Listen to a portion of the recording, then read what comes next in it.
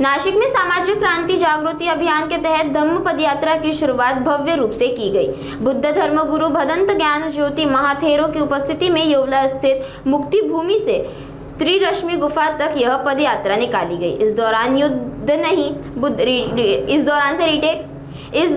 नहीं बुद्ध की आवश्यकता संदेश देते हुए सामाजिक क्षमता, बंधुत्व और परिवर्तन पर जोर दिया गया। पदयात्रा में भिक्षु संघ, धम्म अनुयायी, सामाजिक कार्यकर्ता, महिला और बड़ी संख्या में नागरिक शामिल हुए। आयोजन के अनुसार यह अभियान जनमानस में बौद्ध धम्म के विचारों को पहुंचाने का प्रयास है।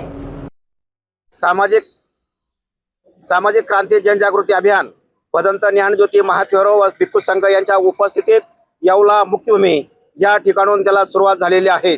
आम्ही तमाम येवलेकरांच्या वतीने त्यांचं स्वागत केलं। ते चालत 20-20 किलोमीटरचं अंतर पार केल्यानंतर एक मुक्काम करणार आहेत। त्या ठिकाणी जाऊन ते मार्गदर्शन करत 16 तारखेला त्रिरश्मी लेणी नाशिक येथे ह्या कार्यक्रमाचा समारोप करणार आहे। सामाजिक, राजकीय आणि शैक्षणिक या विषयावर प्रामुख्याने बनते भर देत आहे आणि ते जनजागृती करत या कार्यक्रमाची सांगता नाशिक येथे करणार आहेत। संपूर्ण हैवानाची सत्ता आपल्या देशावर आहे। संविधान एक व्यक्ती एक मत एक मूल्य हे राजकीय लोकशाहीचा अंमल या देशात 26 जानेवारी 1950 रोजी सुरू झाला।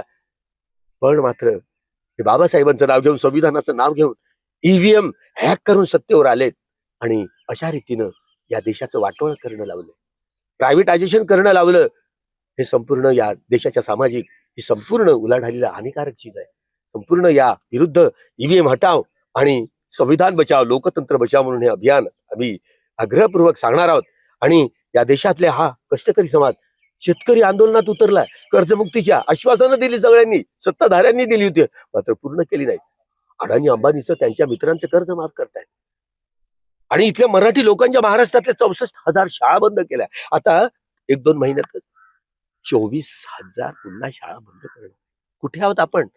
हा जागृतीचा विस्तव कधी विजू देऊ नका। ह्या सामाजिक, आर्थिक, राजकीय आणि सांस्कृतिक सगळ्या उलाढालीवर मार्गदर्शन करत, ही जागृती करत हे अभियान नाशिकला पोहोचणार आहे। 16 मेला आपण सर्व बंधू आणि भगिनी, सर्व नागरिकांनी या सभेमध्ये, या अभियानामध्ये, या जागृतीच्या या अभियानामध्ये सगळ्यांनी समाविष्ट व्हावं असं आवाहन करतो।